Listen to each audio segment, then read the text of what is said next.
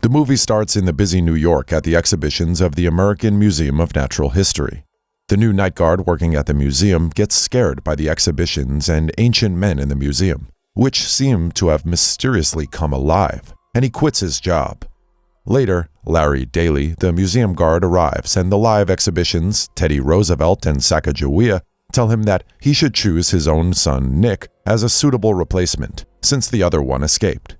And so, Larry calls his boss, Dr. McPhee, to tell him about the guard who quit, and the boss promises to find a new guard for the museum, but sends Larry to a fancy new position at the Tokyo Stadium.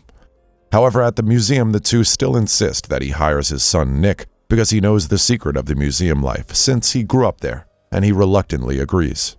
Following this at school, Larry's son, Nick Daly, meets a girl, Maya, who is auditioning for the school jazz band, and so he also auditions for it as a DJ, an unheard of thing. Miss Montefusco then fancies Nick and opts to give him a chance for trying something with a high chance of failure, and Nick leaves low of confidence and says goodbye to his crush, Maya. Later at dinner, Nick explains to his father about his failures at school and the missed shot with his crush. Larry then offers his son the best summer job ever, a night guard at the museum, and to replace his place at the museum, since he is being transferred to Tokyo. But Nick is afraid of messing up at work. However, his father convinces him that there is a way to bring back his confidence at the museum, which has a way of bringing things back to life.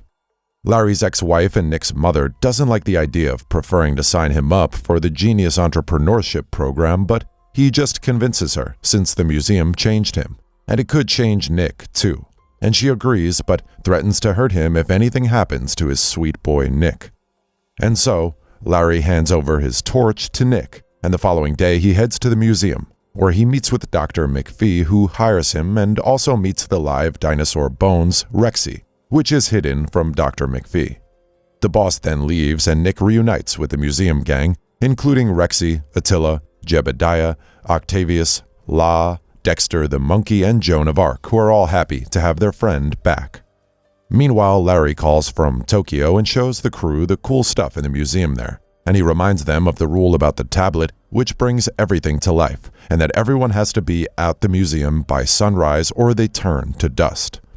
Nick's first task from his father is to lock the storage room in the basement, but after encountering all the creepy things downstairs, he uses a statue to block the door and runs away in fear. Now the Egyptian Ka-Munra, locked up in the basement, seizes this opportunity and breaks from the locked room, and he commences his plan to rule the world by stealing the tablet that brings life to the exhibitions. Ka-Munra then appears to the crew, claiming he is back to avenge against Nick's dad, Larry, who thought he had defeated him, and they discover Nick didn't lock the basement. Ka-Munra then reveals his plan to awaken the army of the underworld before running away, and they chase him around the museum. Ka-Munra manages to escape outside, and the gang try to find him, leaving Rexy in charge of the museum. Outside, Joan the Arc has a vision showing her that Ka-Munra is headed to the Museum of Natural Art, where an exhibition on the ancient Egyptian temple of Dendur is being held, and they go after him. Meanwhile, Ka-Munra awakens his loyal subjects, some ancient Egyptian artifacts at the museum, and Nick and the crew arrive there. The group catch up to Ka-Munra and chase him through the art museum, but as backup he brings to life the god of chaos, Seth, who uses his powers to create a scorpion which attacks them. However, they defeat the scorpion, but Ka-Munra finds the passage to ancient Egypt, which he enters with Seth. Nick and the gang also find the passage, and though they have 4 hours left till sunrise, they enter the passage and follow Ka-Munra through the desert. Meanwhile, Nick feels discouraged about his recent misfortunes while being so young, but they encourage him that they also had their victories when young, like La, who discovered fire when he was 11, and they ask him to just believe in himself. They ride through the dangerous Nile River filled with crocodiles, and Ka-Munra arrives at the Temple of the Sun, and shortly afterwards the gang arrive too. Nick also notices musical writings on the wall, similar to the tablets, and they learn the tablet is actually a musical key, which could summon soldiers from the underworld.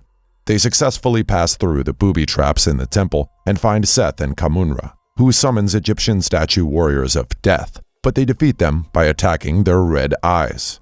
While Ka-Munra plans his revenge against the world and his father, who refused to crown him pharaoh, He inserts the tablet and plays 3 chords, unleashing the Egyptian army of jackals, sending them after the Nick and the others. A fight ensues in the temple and they team up against the numerous creatures, and Khamunra then orders Seth to destroy the temple paths, causing a rift between Nick and the rest of his friends. Now alone, Nick comes up with an idea to play the music to take back the jackals, and he overcomes his fear and runs for the tablet. Khamunra then blocks his path and they engage in a duel before Nick manages to run to the tablet. There he plays the notes in reverse order, despite distractions from Khamunra, and the portal sucks in the jackal army. Khamunra then holds Nick to drag him into the portal, but his museum friends pull him back, leaving Seth and Khamunra hurling as he gets sucked into the portal. The Temple of the Sun then crumbles and they run outside, unscathed.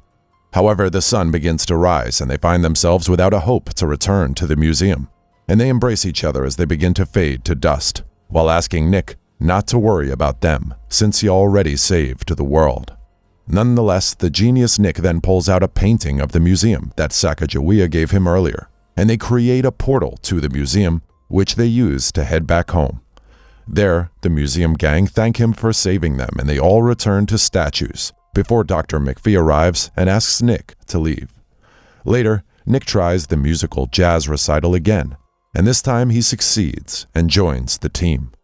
He also accepts the museum night guard role where he acts as a DJ and plays music for his fun-loving friends in the museum, bringing an end to the thrilling film. Thanks a lot for watching, guys. If you like this video, please consider subscribing to our channel. I'll be back with another interesting movie recap. Until then, take care.